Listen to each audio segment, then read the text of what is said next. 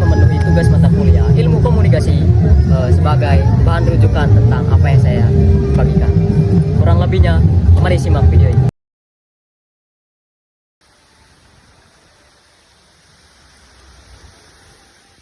Sebelum saya mendeskripsikan bagaimana perkembangan komunikasi manusia dari berbagai periodisasi itu sendiri, alangkah baiknya saya menjelaskan bagaimana sejarah komunikasi manusia terlebih dahulu. Baik, tanpa berlama-lama, terus masuk pembahasan.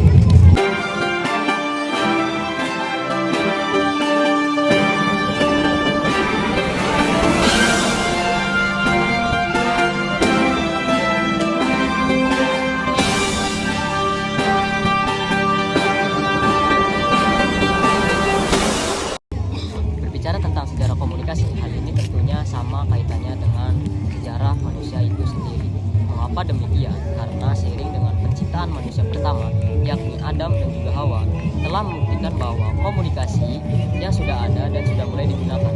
Sekalipun demikian, kenyataannya hingga saat ini tidak ada dokumentasi yang menjelaskan bagaimana bentuk dan juga corak komunikasi itu terjadi. Di mana antara Adam dan Hawa pada saat itu, seperti apa komunikasi di antara mereka berdua.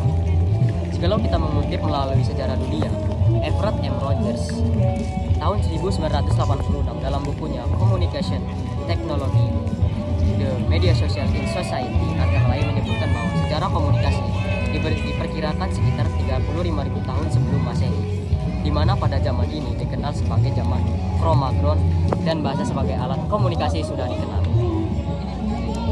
13.000 tahun kemudian atau sekitar tahun 22.000 sebelum Masehi, para ahli sejarah telah menemukan lukisan-lukisan dalam gua yang diperkirakan karya komunikasi manusia pada zaman tersebut. Pada mulanya, komunikasi merupakan upaya atau cara manusia menyampaikan ide, gagasan, kemauan, hasrat, dan sebagainya. Untuk upaya tersebut hanya supaya manusia bisa saling berhubungan. Akan tetapi, pada waktu itu komunikasi tidak dianggap sebagai sesuatu yang harus diberi perhatian, dikaji dan strukturkan. Namun, seiring dengan berjalannya waktu, yakni pada abad ke-5 sebelum Masehi, di Yunani telah berkembang suatu ilmu yang mengkaji dan menelaah secara sesama proses penyataan antara manusia yang diberi nama retorika. Di mana retorika ini adalah seni berpidato, berargumentasi yang bersifat menggugah seni dengan menggunakan bahasa secara lancar untuk mempengaruhi, mengajak. Yang tidak lain, ilmu ini adalah ilmu komunikasi. Hal ini juga diperkuat tentang asal-usul ilmu komunikasi itu sendiri. Sebenarnya sudah tampil pada zaman Yunani kuno sebelum Masehi yang digagas oleh Aristoteles. Dalam gagasan tersebut, ia menyebutkan bahwa komunikasi itu terdapat antara komunikator, pesan, dan penerima. Adapun kesimpulan dari gagasan ini ialah jika komunikator menentukan gagasan atau pesan, kemudian diarahkan kepada halayak pilihannya melalui saluran atau media yang dimilikinya atau dikuasainya, maka akan keluar apa yang diinginkan. Dalam perkembangan selanjutnya, gagasan terus dikembangkan yang kemudian melahirkan dua bentuk komunikasi, yakni antara komunikator dan juga komunikan. Selanjutnya, pada perkembangan awal, batasan komunikasi yang dapat diterapkan adalah percakapan atau penyampaian gagasan antara manusia secara lisan dan bertatap muka, baik berupa pidato maupun diskusi dengan tujuan mendidik, membangkitkan kepercayaan, dan menggerakkan perasaan orang lain. Kemudian komunikasi terus berkembang, tidak hanya menyampaikan gagasan melalui lisan, tapi juga tulisan pun mulai muncul dalam komunikasi. Hal ini dibuktikan dengan fakta sejarah pada zaman Kekaisaran Romawi. Junius Caesar membuat papan pengumuman yang dinamakan Akta Diurna berupa penyampaian gagasan mengenai apa yang penting bagi masyarakat. Telah bertambah dari sekedar lisan menjadi bentuk tulisan. Hal ini terus berkembang setelah ditemukannya kertas, penemuan mesin cetak, terbitan surat kabar pertama setelah surat kabar peradaban manusia, dan juga perkembangan telah ditemukan berupa radio, film, televisi, dan sejumlah media lainnya. Menurut Rogers dalam bukunya menyatakan sejarah perkembangan komunikasi dapat dibagi ke dalam 4 era. Yang pertama, era komunikasi tulisan.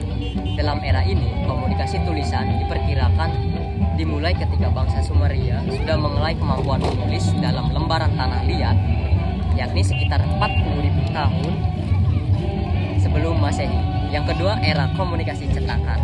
Dalam era komunikasi cetakan dimulai sejak penemuan mesin cetak hand press oleh Gutenberg pada tahun 1450. Yang ketiga ada era telekomunikasi, era yang diawali dengan ditemukannya alat telegraf oleh Samuel Morse pada tahun 1844. Yang keempat ada era komunikasi interaktif yang terjadi pada pertengahan abad ke-19, yang pada saat itu tepatnya tahun 1446 ditemukan mainframe komputer atau dalam bahasa singkatnya ENIAC dengan 18.000 vakum tubes oleh para ahli Universitas Pennsylvania, Amerika Serikat. Selanjutnya dalam era komunikasi tersebut juga terdapat komunikasi dari berbagai periodisasi.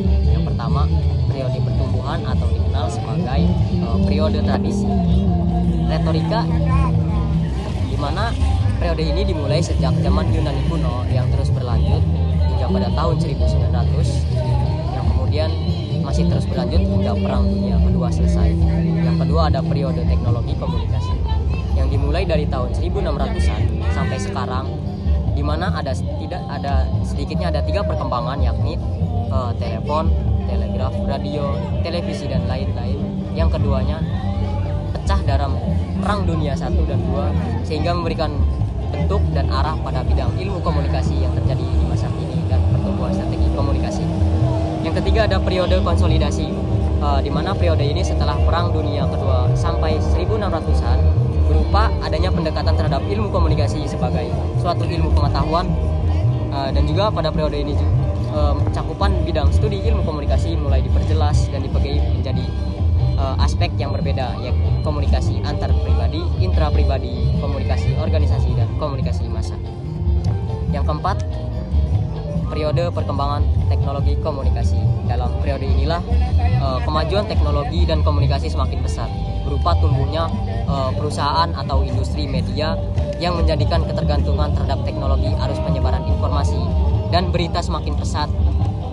Dan juga pada periode ini dimungkinkan manusia semakin konsumtif terhadap teknologi dan informasi ilmu komunikasi yang kini semakin bertumbuh kembang, yang juga merupakan fase akhir dari sejarah komunikasi yang berkembang menjadi suatu bidang ilmu pengetahuan.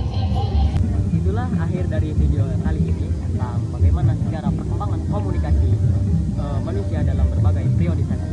Adapun kesimpulan yang bisa saya ambil dari penjelasan tadi adalah bahwa sejarah perkembangan komunikasi manusia dari berbagai periodisasi bisa kita telusuri sekitar sejak 4000 sebelum Masehi di Kekaisaran Yunani kuno. Adapun dalam 4 periode tersebut yang terutama antaranya periode tulisan, kedua periode cetakan, yang ketiga ada periode telekomunikasi,